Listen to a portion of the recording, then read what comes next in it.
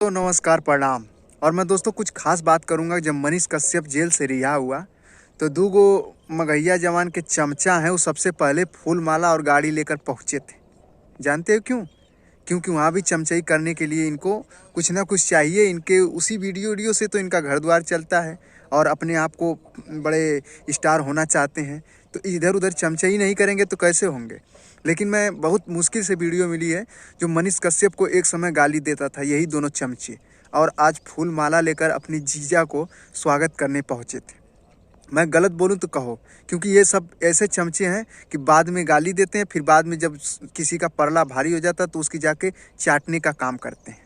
इन लोगों पे कभी विश्वास करने लायक योग्य ही नहीं है। ठीक है, मैं साबुत के तौर पे आता हूँ, नहीं तो मैं कभी आता नहीं। ठीक है, ये वीडियो आप लोग देख लीजिए, नहीं तो हमें भी कहोगे भाई ऐसी बातें क्यों बोलते हो। जरूर देखिए ये वीडियो। मादर चो देश को आजाद करने में रंडी का औलाद, तेरी माँ की चोदो मनीष कश्यप भड़वे की औलाद मादर चोद मौगा, तुम देश को आजाद करने में नहीं गए हो।